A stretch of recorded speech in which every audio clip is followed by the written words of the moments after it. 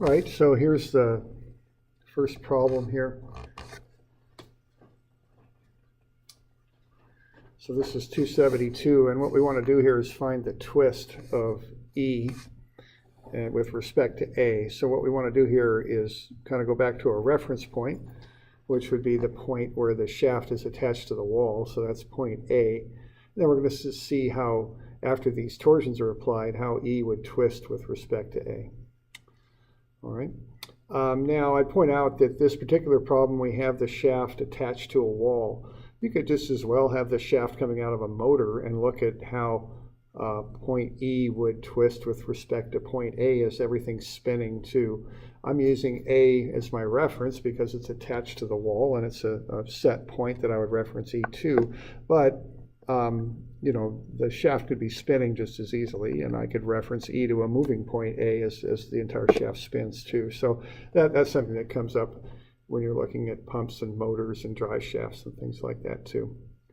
So in this problem, we just want to find the twist of E with respect to that stationary point A, and there's a pretty systematic way that we would do this. I'd start by finding the reactive torsion at A.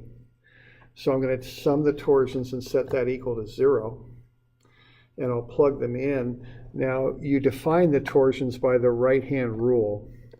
So when you look at the torsions there, as you're looking down the shaft like that, the ones that are counterclockwise, which would be, say, the one at B, that would go in as a positive. Okay, we have the convention shown there.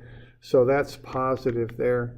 And the ones that are clockwise, as you're looking down this axis here, would be negative. Okay, so you want to plug those in and solve for the reactive torsion at A, and in this case it's a negative 11,000. All right, now you've got that. Now what we want to do then is we're going to apply the angular formula here to get these twist angles, and that twist angle formula is Phi is TL over IG. Okay, that's the formula that we apply. So we just need to find those four things. Now we've got G, it's given right there. We've got the lengths easy enough, they're given. So what we want to do then is we want to find the moment of inertia. Now what the moment of inertia is for these shafts is either pi over 2 r to the 4 or pi over 2 times the outer radius to the 4 minus the inner radius to the 4.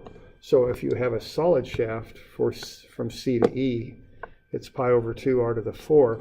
If you have a hollow shaft, it's pi over 2 times the outer radius to the 4 minus the inner radius to the 4.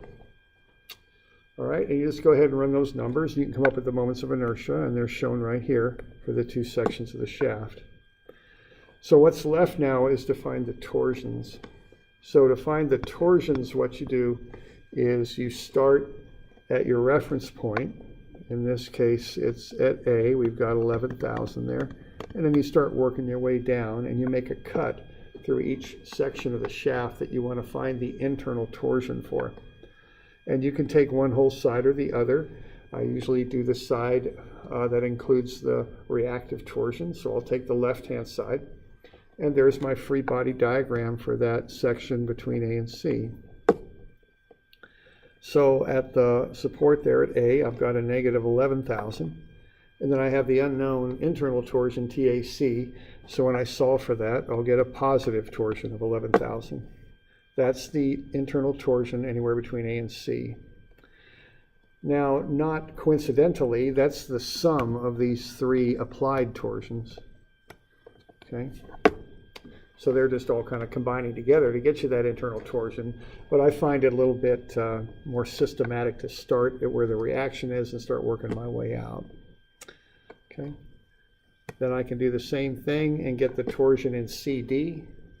And once more, do the same thing and get the torsion in DE. So in each case here, what I'm doing is I'm making a cut through the section that I want to investigate.